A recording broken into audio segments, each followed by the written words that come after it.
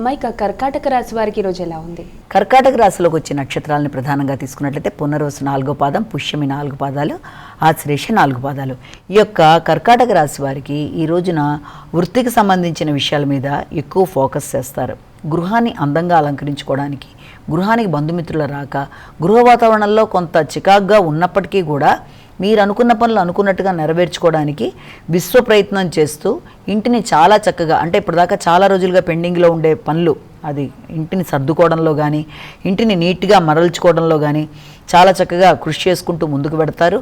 అలాగే మీకు ఎప్పటి నుంచో ఎదురు చూస్తున్న పెద్దలు ఎవరైనా ఉంటే అంటే వాళ్ళ యొక్క ఆశీస్సులు లాంటివి లభ్యమవ్వడం, అలాగే దేవతకు సంబంధించింది ఏదైనా దైవారాధన, వాటికి సంబంధించిన దేవాలయాలు సందర్శించడం, ఆధ్యాత్మిక ప్రదేశాలకు వెళ్ళడానికి ప్రయత్నాలు చేయడం, ఇలాంటి వాటన్నిటికి కూడా ఆస్కారం ఉన్న రోజుగా చెప్పొచ్చు. సింహరాశి.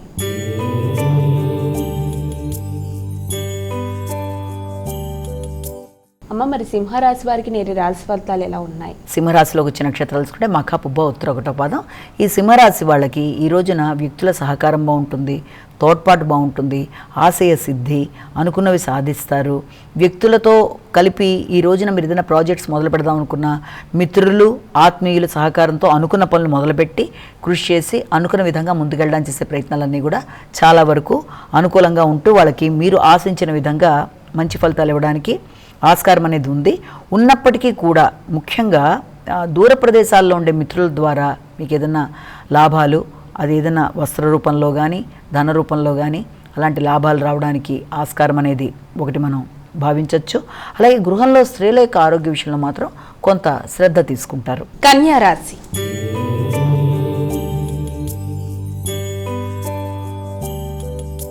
అమ్మ, ఇక కన్యా రాశి వారికి నేటి రాశి ఫలితాలు ఏ విధంగా ఉన్నాయి? కన్యా రాశి వాళ్ళ విషయం తీసుకునేటప్పటికీ మనకి యొక్క ఉత్తర, హస్త, చిత్త 2 పాదాలు.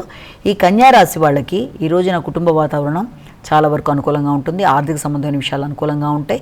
కుటుంబానికి వ్యక్తుల రాక, అంటే ఏదైనా ఇంట్లో శుభకార్యాల నిమిత్తం ఏదైనా ఆలోచనలు చేయడం, ఇంట్లో ఏదైనా దైవానికి సంబంధించిన కార్యక్రమాలు లాంటివి చేసుకోవడానికి కుటుంబ సభ్యులతో కలిసి చక్కగా ఆలోచనలు చేయడం, ఆ పరంగా ముందుకెళ్ళడానికి చేసే ప్రయత్నాల్లో వ్యక్తుల సహకారం బాగుండడం. అయితే జీవిత భాగస్వామితో కలిసి కానీ లేకపోతే వారితో కలిపి ఏదైనా షాపింగ్ లాంటివి చేయడం, ఆర్థిక సంబంధమైన విషయాల్లో మీరు పెట్టుబడులు పెట్టడానికి వారితో కలిపి నిర్ణయాలు తీసుకోవడం, అలాగే చక్కటి బహుమానాలు లాంటివి కొనడం జీవిత భాగస్వామికి, ఇలాంటి వాటన్నిటికీ కూడా అవకాశం ఉన్న రోజుగా భావించవచ్చు.